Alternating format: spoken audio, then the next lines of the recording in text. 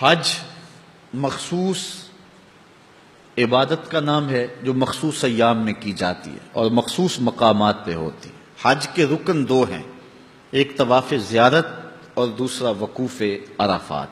باقی اس کے واجبات ہیں، اس میں رمی جمار ہے، اس میں سعی ہے صفا اور مروہ کی، اس میں قربانی ہے، حلق ہے۔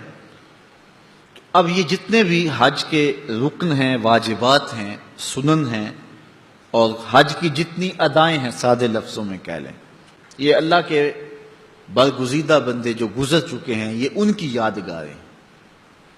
آپ دیکھ لیں حضرت سید عمر فاروق رضی اللہ تعالیٰ عنہ کا عمل دیکھیں، حجر اسود کو چوم رہے ہیں اور کہتے ہیں میں اس لیے چوم رہا ہوں کہ میں نے دیکھا ہے کہ تجھے رسول اللہ چومتے تھے، اس لیے کہا جیسا سر کسی اور وجہ سے نہیں چوم رہا، اس لیے چوم رہا ہوں کہ حضور نے چوما۔ تھوڑا سا پیچھے آ جائیں تو وہاں مقام ابراہیم ہے، یہاں 2 نفل پڑے جاتے ہیں۔ کہا اس کو جائے نماز بنا لو، یا اللہ تیرے گھر کا طواف کر لیا، کوئی کسر باقی تو رہ نہیں گئی تھی۔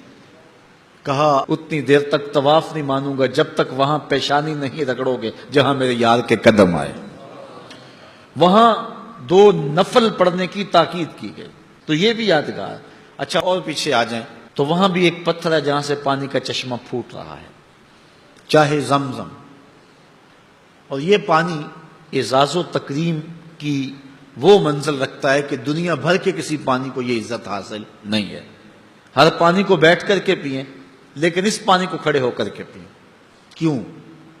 اس پانی کو کھڑے ہو کر کے کیوں پئیں؟ اس لیے کہ اس پانی نے ایک پیغمبر کے قدم چومے ہیں، حضرت اسماعیل کے قدموں کو بوسہ دی ہے۔ اچھا پیچھے آ جائیں صفا اور مروہ، حضرت ہاجرہ سلام اللہ علیہ کی یادگار اپنے بیٹے کے لیے دوڑی تھی یہاں۔ ماں اپنے بیٹے کے لیے، اپنے شہزادے اور لال کے لیے کبھی ادھر جا رہی ہے کبھی ادھر جا رہی ہے۔ اللہ کو اتنی ادا پسند آئی، کہا اے ہاجرہ تو نے حد کر دی، اب تیری راہوں پہ قیامت تک کے لیے زمانے کو دوڑاؤں گا۔ اب حضرت ہاجرہ تو اس لیے دوڑی تھی نا کہ بیٹے کے لیے پانی چاہیے، لیکن حاجی کی بغل میں پانی کی بوتل ہوتی ہے پھر بھی دوڑ رہا ہے۔ کہا ان راہوں پہ دوڑانا ہے زمانے کو۔ اور وہاں سیدہ ہاجرہ تو درمیان میں دوڑی تھی اس لیے کہ وہاں بیٹے کا چہرہ نظر نہیں آتا، وہاں ماں بیٹے اکٹھے دوڑ رہے ہوتے۔ کہا اس ادا کو ادا کرنا ہے، تو یہ بھی اس یاد کو تازہ کرنا ہے۔ آپ چلے جائیں عرفات میں تو یہ بھی حضرت آدم علیہ السلام کی توبہ کی قبولیت کی جگہ ہے، اور یہاں دعا جو مانگو گے قبولیت ہوگی۔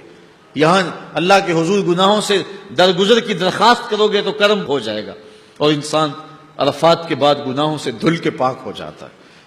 تو یہ بھی یادگار جناب آدم علیہ السلام۔ مزدلفہ آ جائیں، یہ بھی یادگار ہے۔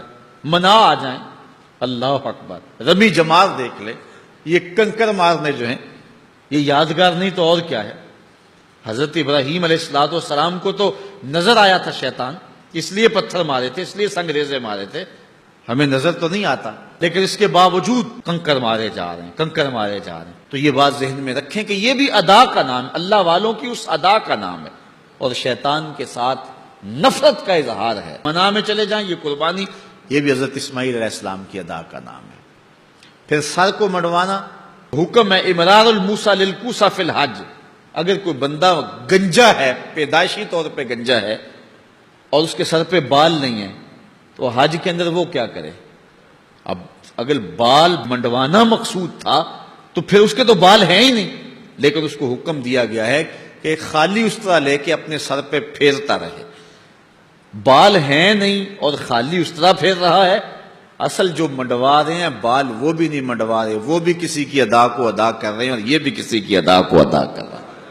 نماز محبت ادا کر رہا ہوں، کسی کی ادا کو ادا کر رہا ہوں۔ یہ محبتوں کا سلسلہ ہے، یہ محبتوں کی کہانی۔ تو سارا حج دیکھ لے آپ، ایک ایک ادا حج کی جو ہے وہ اللہ والوں کی اداؤں کو تازہ کرنا ہے اور ان کی محبتیں ہیں۔ حج اتنی دیر تک قبولیت کی سند نہیں پاتا ہے جتنی دیر تک حضور علیہ السلام کی چوکھٹ پہ حاضری نہ ہو۔ اور حضور فرمایا جس نے بیت اللہ کا حج کیا اور میری زیارت کو نہ آیا اس نے میرے ساتھ ظلم کیا ہے۔ اللہ تو جو حضور کے ساتھ ظلم کرنے والا ہے اس کی نیکی کیسے قبول ہوگی؟ اس لیے حضور کی چوکھٹ پہ حاضری پیش کریں، حضور کی چوکھٹ پہ حاضری